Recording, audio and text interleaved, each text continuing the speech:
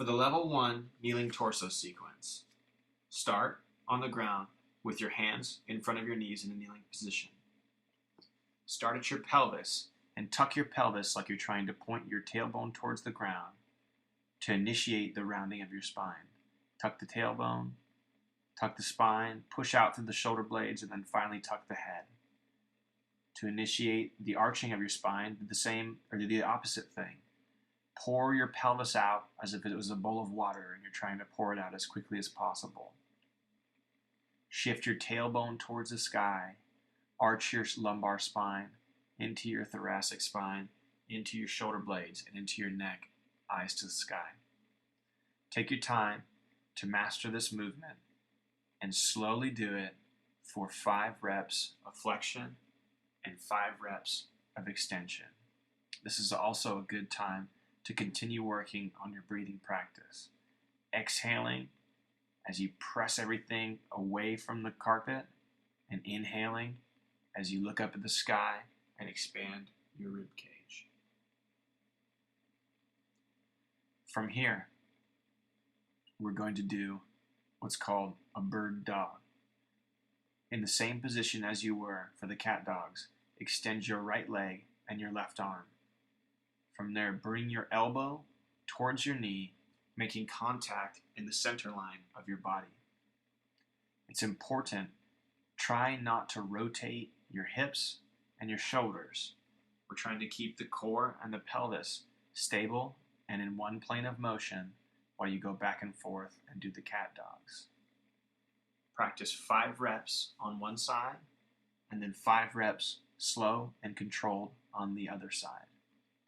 From a side view, you're trying to push your heel and your hand as far away from each other as possible. I like to tell my private clients, you don't get a reward for how high your arm and your leg go, but for how far apart they are. So extend out as far as you can, keeping everything balanced, and then bring it back, keeping everything as balanced as possible. Take your time on this exercise and master 5 reps each side.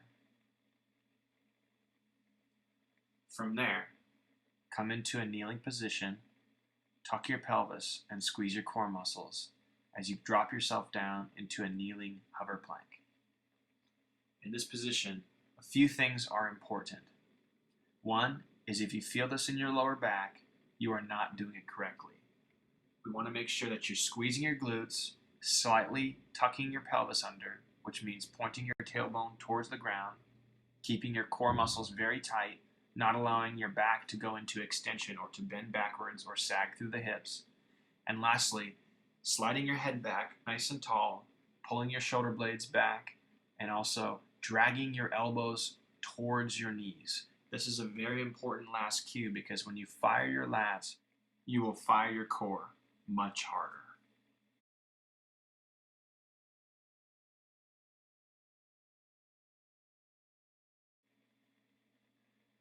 For the level 2 kneeling torso sequence, we're going to go from what yogis call downward dog, trying to bring our belly button towards our thighs, open our shoulder blades, and taking special note of a flat lower back.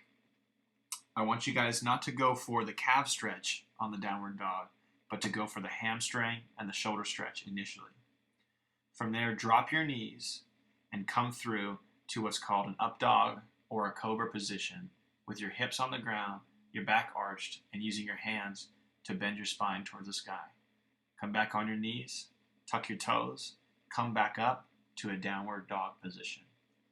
So from here, like I said, it's important, come all the way up on your toes first to make sure you're getting maximal stretch out of your hips, hamstrings, and shoulders, and then come down to your heels second.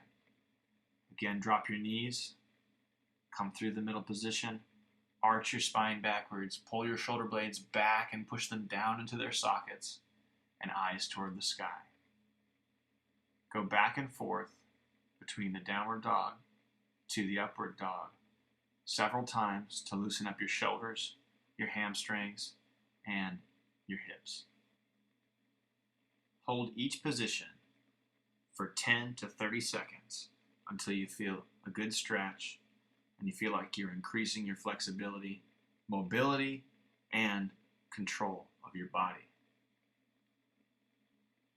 After your last and final cobra, come into a kneeling position on your knees and on your hands. We're going to do what's called a peeing dog. Place your left hand on the back of your neck and lift your right leg up to the outside, just like you guessed it, a peeing dog. Our goal is to keep our pelvis and our spine stable and exercise the abduction of the leg and the extension of the shoulder. After you do 5 reps, switch sides and do 5 reps on the opposite side, always making sure you're doing your right arm, left leg, left arm, right leg. Slowly into your belly and exhale out of your belly, just like we practiced in all of the breathing rhythms in the breathing section of the warrior warm-up. Finish your 5 reps of the peeing dog on both sides and then rotate to a side position. We're going to begin to strengthen the outsides of your core stability by performing what's called a kneeling side plank. Curling your heels up behind you and placing your knees on the ground or a nice soft surface, come into a straight body position, holding your body up on your elbow and just your knee. A couple important notes for this position are to think about keeping your chest open and think about keeping your head tall on your spine. Essentially, we want you to have as much length as possible in your spine. Another thing you can visualize is dragging backwards from your elbow. So if you place your elbow on the ground and your knee on the ground, a few feet apart from it, try to think about dragging your elbow towards your knee in order to fire your lat and your pec muscles. Again, when you fire those muscles in any plank or stability position, it tends to cause those core muscles to work harder. I'd rather see you hold an awesome active plank for 30 seconds than a lazy, shitty plank for 10 minutes. Practice this exercise and master the side plank.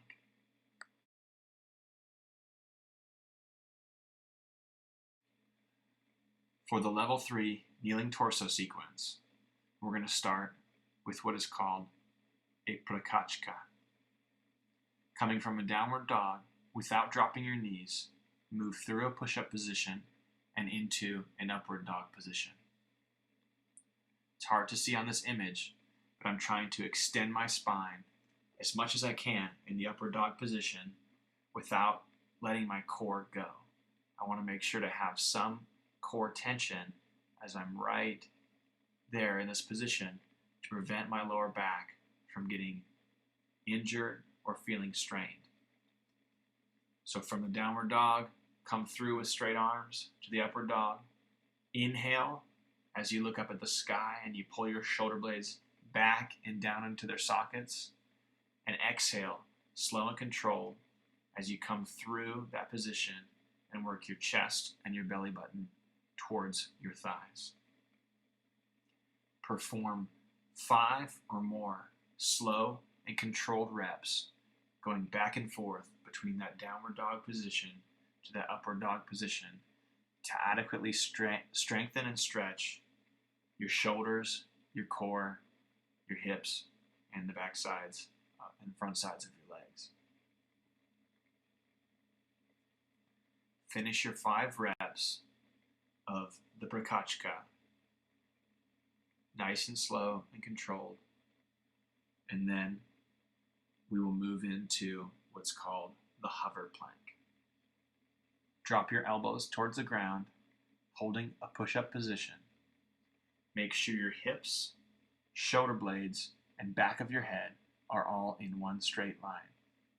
A great way to do this is to place a dowel or a PVC pipe on your back so that it makes contact with your tailbone, between your shoulder blades, and the back of your head. This way you have a physical cue for making sure your plank is perfect.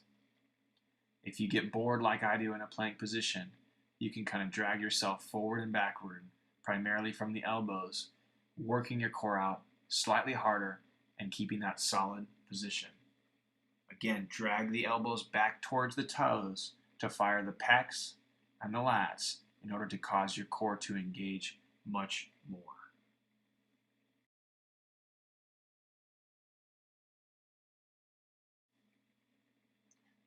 For the level 4 sequence, we're going to take our downward dog progression to the next level. But first, we're going to walk our arms out as far as we can and then push them back up to a standing position. So walk your hands out in what's called the inchworm as far as you can to the point where you feel like you're almost going to slip out, and then keeping your core solid, move through your shoulders and your core muscles, walking yourself back up to the tall position. In the inchworm, it's important that we keep the glutes tight, we keep the core tight, and if we feel our lower back hurting us, we are not prepared to go to this level yet. Make sure you hold the hover plank and the last level solid before moving on to these level 4 torso exercises. To warm up our spine, we're going to take the Prakachka to the next level in an exercise called the Hindu push-up. For the Hindu push-up, start in that downward dog position. This time, bend the elbows, pause in the bottom of a push-up, and then press up into an upward dog position. This should be very smooth. It should flow very nicely, and it should feel great on your shoulders, your core, your hips, your hamstrings, pretty much your whole body.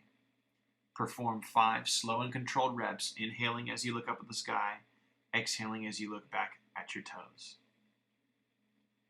Come onto your elbow on the left side, and we're coming up to a full side plank. The last side plank we did was with our knees tucked. For this side plank, stack your feet on top of each other, lift your hips off the ground, and place the majority of your pressure across your left forearm and on the outside of your left foot. Again, keep your chest open, keep your head and spine long and tall, and hold this position for 30 seconds or more. Alternate sides as soon as you hold that position for a full 30 seconds. Another cue to remember, as we did on the last side plank, is to visualize dragging your elbow towards your toe. I don't want your arm to actually move anywhere. Keep it glued to the ground. Just pull from that elbow towards your toes, and that's going to activate your lat and your pec, and it's going to stabilize that side of your body, making you much stronger, much faster.